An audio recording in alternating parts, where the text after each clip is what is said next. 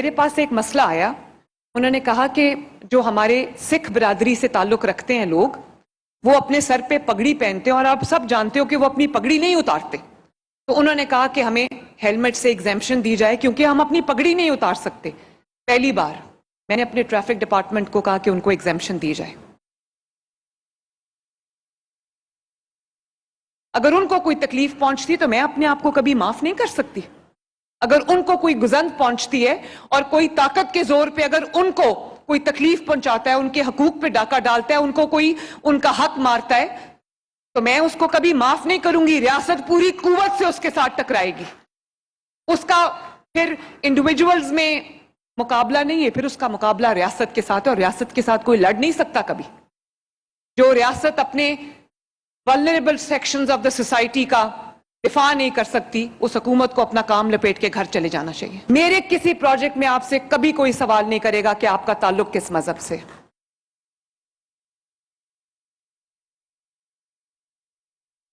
और अभी जिस तरह रमेश सिंह अरोड़ा साहब ने बात की, हम सबको तकलीफ है उन विजुअल्स की जो पूरी दुनिया ने देखे।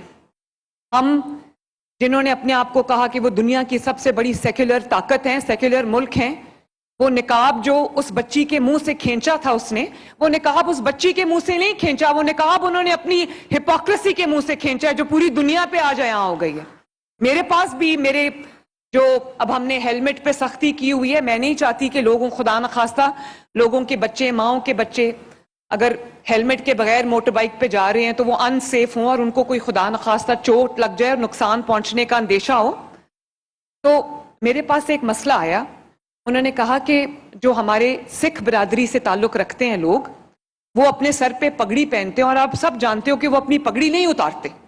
तो उन्होंने कहा कि हमें हेलमेट से एग्जेम्पशन दी जाए क्योंकि हम अपनी पगड़ी नहीं उतार सकते। पहली बार मैंने अपने ट्रैफिक डिपार्टमेंट को कहा कि उनको एग्जेम्पशन दी जाए। तो दावे करना तो दूर की बात है, हम पाकिस्तान वो मुल्क है, पंजाब वो सूबा है जिसने वाकई अब अकलियतों को अपने सर का ताज बनाया। और सिर्फ अपने सर का ताज नहीं बनाया, मैंने अपने दिल का हिस्सा बनाया अपनी अकलियतों को। और मेरे लिए मेरी हुकूमत की कामयाबी का जो गेज है वो ये है कि मेरी अकलियतें वहां पर कितनी महफूज है। मैंने कभी नहीं पूछा कि किसी खातून का जब मेरे पास केस आता है हैरेसमेंट का या किसी भी चीज का, तो उस खातून का मजहब किस मजहब से ताल्लुक है। हाँ, मैं ये चाहती हूं कि चाहे वो किसी भी मजहब से हो, किसी भी कास्ट से हो, किसी भी क्रीड से हो, किसी भी मसलक से हो, मेरे लिए कोई तफरीक नहीं। मेरे लिए तमाम लोग, पंजाब में बसने वाले 13 करोड़ पंजाबी मेरे लिए न सिर्फ मेरे सर का ताज है, जैसे मैंने कहा मेरे दिल का हिस्सा है। हाँ, जो मेरे दूसरे मज़ाहिब से ताल्लुक़ रखने वाले लोग हैं, क्योंकि वो गिनती में कम हैं, तो मेरी उनकी तरफ जिम्मेदारी ज़्यादा है। जैसे मैंने पहले भी कहा, अगर उनको कोई तकलीफ पहुंचती तो मैं अपने आप को कभी माफ़ नहीं कर सकती। अगर उनको कोई गुजंत पहुंचती है और कोई ताकत के जोर पे अगर उनको कोई तकलीफ पहुंचाता है, उनके हकूक पे डाका डालता है, उनको कोई उनका हक मारता है, तो मैं उसको कभी माफ नहीं करूंगी। रियासत पूरी कुव्वत से उसके साथ टकराएगी।